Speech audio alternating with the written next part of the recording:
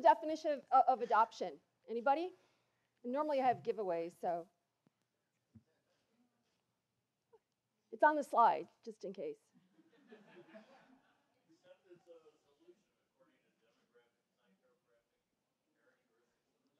Very good. So is an adoption a good thing for us, especially in the B2B, but also in B2C? Well, what does that mean? What does adoption equate to? Sales, right? So if you look at the evolution of marketing and you look at the type of buyers that are in the market, what type of buyers would typically respond to marketing that we do from a solution perspective? Who are the guys that start first in this process? The early adopters, right? The people the shiny penny, the innovators, they're very much in tune. Paul Greenberg earlier this morning talked about the 16 different phones that he would love to be able to purchase. And what happens, though, after the early adopters purchase? We hit a wall. Well, why do we hit a wall? Okay, so the early adopters are buying new stuff, okay, but assuming our stuff is still in the market, what happens? You run out of early adopters, okay, yes. Okay. The big difference is they buy differently, right? So there's an assumption that we tend to make is that we all buy the same when we all know that, in fact, we buy differently. And so there's a difference between us going out into the market to talk about our capabilities, our feature functionality. There's a segment of the population that will respond and want to make that investment. But then there's a whole other group of people out there that really don't care about what you have to offer. What they care about is what problem they're in the market to solve. And so for them, it's really about what do I, as a buyer, have to adopt in order to solve that problem. So last night, and Jen, actually, whoops, okay. So I'm just curious, if you looked at 2012 and all of the sales opportunities that you lost, by a show of hands, how many people lose deals because of competition? Is that fair? Okay. What are some of the other reasons that you won't close a sale? Budget, okay. Any others? No decision, okay. Okay, any others? Okay. I'm going to send out a poll because I'm quite curious, but here recently, as I've been talking to a lot of senior executives, what we're finding is the 80-20 rule kind of applies, where 20% of the deals aren't closing because they lost to competition, but about 80% of the deals are going to no decision, not a priority, and so forth. So what does this say? We're losing 20% of the deals because of it's on the slide, solution. And we're losing 80% of the deals because we didn't solve the problem. Okay. You guys are great. All right. So most executives I know are pretty much, they're very decisive people. So in an ideal world, if we had everything that we needed to know about what we needed to make the decision about what to buy, this actually should be a pretty easy process. Agreed? Okay. Yeah, we don't live in that world, right? So if you look at the market and you look at all the vendors and all the different solutions and all the analysts and all the noise and all the information, all the misinformation, why are we surprised that it's hard for buyers to make decisions?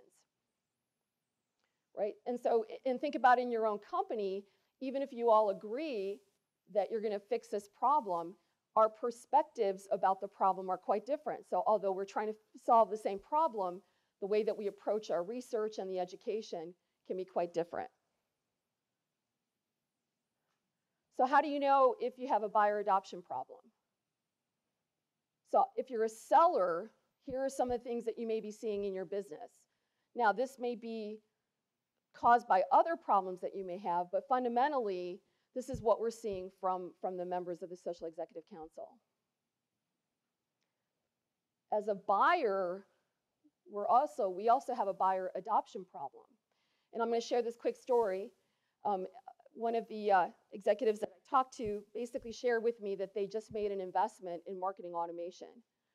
And he said 3 things. Number 1, I went to everybody's website and I couldn't tell what problem they solve. Number 2, I couldn't tell the difference between the competitors as to how they were going to solve my problem. Number 3, they were not arming me to make the decisions about how I was going to solve my problem. So, because they didn't help, they went out to the peer-to-peer networks, these social networks, to go ahead and get the research and education that they were looking for. But had the vendors provided that right out of the gate, what would have happened in terms of adoption? It would have accelerated, right? If he found the information that he was looking for, that he needed, he could have made the case not on the solution, but the case on how to solve the problem. Okay. So I basically, with that story, I went and looked at the competitors' websites. And keep in mind that most people will only go on page 1 of your website, maybe page 2 if you're lucky. But they're not digging anymore. They're not going to look for that 45th case study thinking that page 9 is really the information that they need as a buyer. So I'm pulling the language from this market. The white means it's very generic, which means it's language that could be used in any industry. The yellow is what's specific to this industry. And what I'm looking for is I'm looking for pain problem language, right? Can I clearly see that you guys can solve my problem? So what would this tell you about marketing automation, and given that I just shared that as an example? If you look at the language in yellow, does that help you or not help you? It's all the same. So everyone's talking about lead nurturing, marketing automation, but that actually doesn't help me align on how that would solve my business problem. Yep. Now, that's even worse, is then I took that language to show you how much information is out there in the market. So even at the point where a buyer knows that they're looking for email marketing, how many places do they have to go, or can they go to get information on email marketing? That's 1.5 billion. 1.5 billion places. So how do I pick which ones are most relevant to me? And that number keeps growing. So the whole point of this is that market adoption and what we're doing with solution marketing, yes, you'll be able to generate revenue. But with the advent and the impact of social, it's empowering buyers because we can get access to other buyers. So they don't have to come to the sellers to get that education, and they certainly don't need to come to us as early as they used to have to come to us. And truth be told, what's happening is that they're building their own requirements, they're building their own short list, and they're truly only engaging those companies that make the short list. So my recommendation, and this is the homework assignment that everybody has, and I will ask you specifically through LinkedIn to send me your answer, and what do you think the question is going to be? And then I'm finished. What problem do you solve, right? So the next time you're at a networking event and people ask you, what do you do?